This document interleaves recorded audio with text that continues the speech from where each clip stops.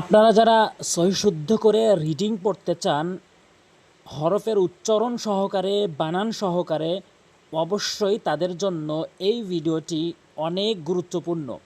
আশা করি ভিডিওর শুরু থেকে নিয়ে শেষ পর্যন্ত দেখবেন আর ভিডিওতে একটা লাইক দিবেন, সাবস্ক্রাইব করবেন পরবর্তী ভিডিও পাওয়ার জন্য। আসুন শুরু করছি। বিসমিল্লাহির রহমানির রহিম। প্রথমে বানান করছি, এরপর উচ্চারণ, তারপরে রিডিং পড়ব। হামজা লাম জবর আল, কফ আলিফ জবর ক, আল ক, র জের রি, আল ক রি, আইন জবর আ তা পেশতু, আল ক রিআতু, আল ক রিআতু। এখানে শুধু কফটা টেনেছি এবং উচ্চারণটা করেছি জিহ্বার গোড়া থেকে উপরের তালুর সঙ্গে ক, এবং কফটা এক আলিফ টেনেছি জবরের বাম পাশে খালি আলিফ হওয়ার কারণে।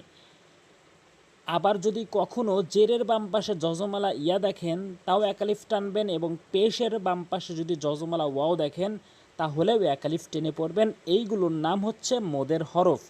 তাহলে এখানে আমরা বুঝতে পেরেছি উচ্চারণটি এবং নিয়মটি সহকারে। রিডিং আল কারিআহ, আল কারিআহ, আল কারিআহ, এভাবে উচ্চারণ করবেন, তাহলে আপনার শুদ্ধ উচ্চারণ হবে।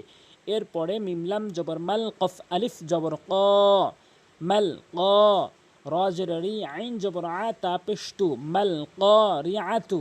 এখানে কয়েকটি বিষয় খেয়াল করবেন। মিমলাম জবর মাল ধরে পড়েছি, টান দেই নাই। জজমের নিয়ম কখনো টান হয় না, উপরেই মাথা বাঁকা চিহ্নটির নাম হচ্ছে জজম। কফ আলিফ জবর ক, এক আলিফ টেনে পড়তে হবে জবরের বাম পাশে খালি আলিফ হওয়ার কারণে, যেই কথাটি আমি এখানে বলেছি। রজের রি হরকত আর কোরআন শরীফের ভিতরে এক জবর এক জের এক পেশ যদি কোথাও আসে বা কখন দেখেন তাহলে অবশ্যই দ্রুত উচ্চারণ করবেন, সেগুলো কখনোই টেনে পড়বেন না, অর্থ চেঞ্জ হয়ে যাবে। আইন জবর আ, অবশ্যই আইনটি হলকের মাঝখান থেকে উচ্চারণ করবেন যেন হামজা না উচ্চারণ হয়। আল কারিআতু, আল মাল কারিআতু, আল কারিআতু, মাল কারিআহ, এভাবে উচ্চারণ করবেন। এরপরে আরও লক্ষণীয় বিষয় রয়েছে, অবশ্যই মনোযোগ সহকারে শেষ পর্যন্ত দেখতে থাকুন।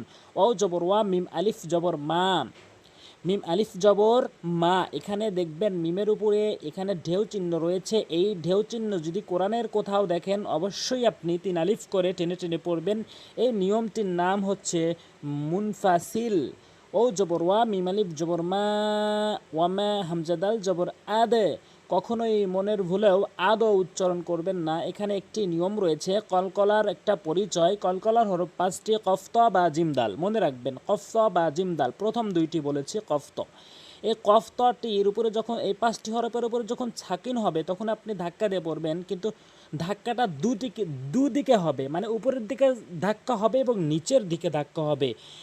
উপরের দিকে ধাক্কা হবে পাঁচটি হরফের ভিতরে প্রথম দুইটি হরফ কফ ত, উপরের দিকে ধাক্কা, এবং বা জিম দালের ক্ষেত্রে নিচের দিকে ধাক্কা। এখানে দাল রয়েছে, নিচের দিকে ধাক্কা দিবেন। হামজা দাল জবর আদে, আদে, আদো বলবেন না, আদে বলবেন।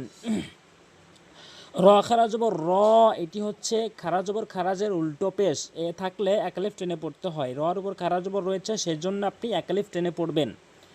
وما أدرى، وما أدرى، كف جبر كا، وما أدراك، ميم لم جبر مل، قف ألف جبر قا، ملقا، راجر ري، عين جبر عتا بشتو، ملقارعة، ملقارعة।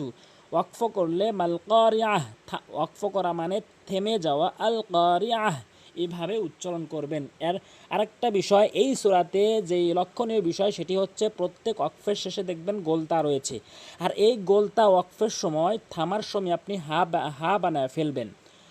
কথাটি খুবই গুরুত্বপূর্ণ, মনে রাখবেন। এরপরে ইয়াও জবর ইয়াও, মিম জবর মা, ইয়াও মা, ইয়া জবর ইয়া, কাফ ও পেশে কু, একালিফ টানবেন। কাফ ও পেশে কু, একালিফ টানবেন কিসের কারণে? মদের হরফের কারণে। মদের হরফ হচ্ছে পেশের বাম পাশে যজমালা ওয়াও হওয়া, আর দুটি রয়েছে জবরের বাম পাশে খালালিফ থাকা এবং জেরের বাম পাশে যজমালা ইয়া থাকা। তাহলে ইয়া জবর ইয়া, কাফ ও পেশে কু, নুন নুন পেশে নুন। এখানে নুন দিয়া নুনকে ধরেছি, বিশাল একটা গুন্না করছি। এই গুন্নাটির নাম হচ্ছে ওয়াজিব গুন্না। একটি কথা খুবই গুরুত্বপূর্ণ মনে রাখবেন, মিমে বা নুনে যদি কখনো তাসদিদ দেখেন, মনে রাখবেন মিমে বা নুনে যদি কখনো এই কালাওয়ালা চিহ্নটি দেখেন তাহলে আপনি বড় করে গুণনা করবেন। যেমন নুন নুন পেশ নুন, নুন আলিফ জবর না, এক আলিফ টানবেন মদের হরফ হওয়ার কারণে, নুন না। সিন পেশ সু, নুন না সু। কাফলাম জবর কাল, ফা জবর ফা, র আলিফ জবর র, কাল ফারা। শিনলাম জের শিল, কাল ফারা শিল। মিম বা জবর মাবে, সাও পেশ সু, মিম বা জবর মাবে, সাও পেশ সু, সা জের সি, মাবে সুসি। ওয়াকফ করলে মাবে সুস, মাবে সুস। এরপরে ও জবর ওয়া, তা জবর তা, ওয়া তা কাফ ও পেশ কু, এক আলিফ টেনে পড়বেন মদের হরফের কারণে, নুন লাম পেশ নুল, জজমের নিয়ম দ্রুত পড়তে হয়, ওয়া তা কুনুল। জিম জেরে জি, বিম বা আলিফ জবর বা, এক আলিফ টেনে পড়বেন মদের হরফের কারণে, লাম পেশ লু, জি বা লু। আমি একটি নিয়ম বারবার বলি যাতে করে বারবার বলার ফলে আপনাদের মনে থাকে। কাফলাম জবর কাল, আইন হা জের আইহ, কাল আইহ। নুন লাম জের নীল, কাল আইহ নীল। মিম নুন জবর মান, ইকফা করে বলতে হবে মাং। ফা ও পেশে ফু, সিনজেরে শি, ফুসি। ওয়াকফ করলে ফুস।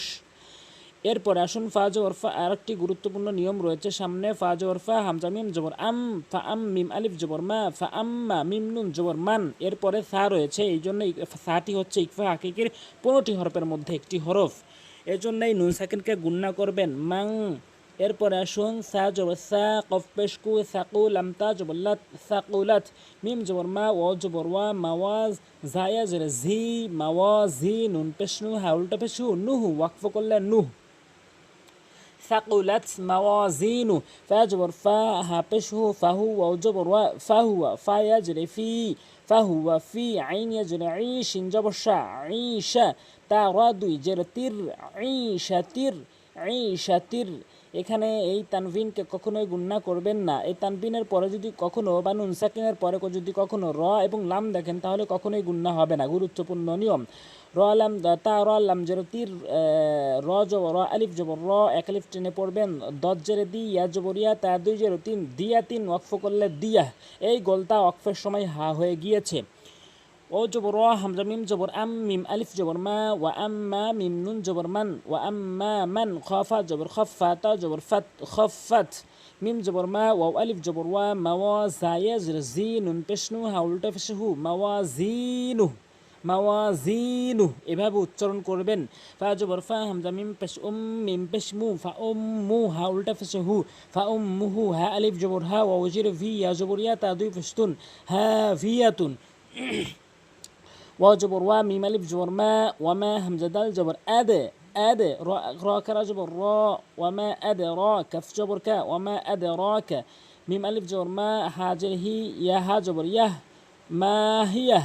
নুন আলিফ জবর না, র দুই পেশে রুন, নারুন। একটি গুরুত্বপূর্ণ নিয়ম মনে রাখবেন, তানভিনের পরে হা এসছে মানে নুন, আপনার ইজাহারা হাকিকির হরফ 6টি, হামজা হা আইন হা গয়েন খ। এই হাটি নুন সাকিন অথবা তানভিনের পরে যদি আসে বা 6টি হরফের মধ্যে থেকে যে কোনোটি আসে তাহলে তানভিনকে কখনোই গুণনা করতে পারবেন না। নারুন হামিয়া।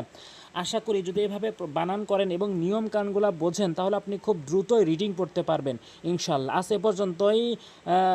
সামনে পর্বগুলোতে আমি আবারও প্রথম থেকে আলিফ বা থেকে নিয়ে একদম শেষ শুদ্ধ করে রিডিং পড়া পর্যন্ত আমি কিছু পর্ব আবারও আপলোড করব। অবশ্যই সাবস্ক্রাইব করুন পরবর্তী ভিডিও পাওয়ার জন্য। আজ এ পর্যন্তই। আসসালামু আলাইকুম ওয়া রাহমাতুল্লাহ।